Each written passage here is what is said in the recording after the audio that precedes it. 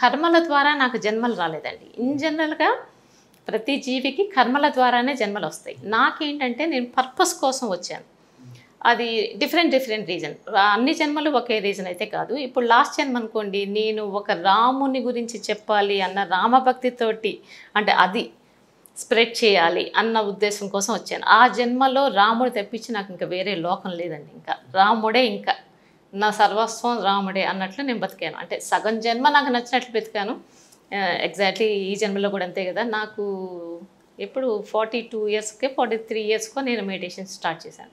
అప్పుడు దాకా 42 ఇయర్స్ దాకా జ అది మామూలుగా రొటీన్ లైఫ్ ఎలా ఉంటుంది, కష్టాలు, సుఖాలు, హ్యాపీలు ఇంకా అన్నీ అనుభవిస్తూనే బతికాను. ఆ తర్వాత ఎప్పుడైతే మెడిటేషన్ చేయాలన్న థాట్ వచ్చిందో లైఫ్ కంప్లీట్‌గా మారిపోయింది. అసలు అప్పుడు నేను, ఇప్పుడు నేను నా గురించి మీకు తెలిస్తే ఇంత మార్పా అని మీరే అంటారు.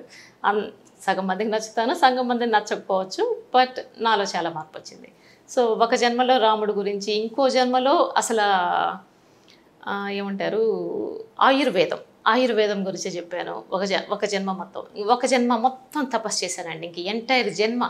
అప్పుడు అనిపించింది వామ్మో! అంటే మనం చిన్నప్పుడు మన సినిమాలు చూసినప్పుడు అంటే నాకు బుక్స్ అయితే చదవలేను గానీ, సినిమాలయితే బా చూసేదాన్ని. పాత సినిమాల్లో చూపించేవాళ్ళు చూడండి. కొంతమంది కాలు అదే భంగిమల్స్‌లో యోగా పొజిషన్‌లో ఉండి ఎంటైర్ జన్మ మెడిటేషన్ చేశారు, ధ్యానం చేశారు, తపస్సు చేశారు అని అంటుంటారు. ఇది నిజమేనా అన్న క్వెషన్ వచ్చేది. అసలు ఏంటి? ఏం జరుగుద్ది అన్నది. అలాంటిది నేనే చేశానని నాకు అర్థమైంది. వారిని ఇట్ ఈస్ పాసిబుల్ అని అంటే తెలుసుకున్న తర్వాత అది పాత జన్మ ఇప్పుడు మనకి గుర్తుండదు. అన్‌లెస్ మెడిటేషన్ చేస్తే తప్పించి అయి తెలియవు మనకి. అది తెలుసుకున్నాను కాబట్టి అదే నౌ ఐ బిలీవ్ ఎవ్రీథింగ్.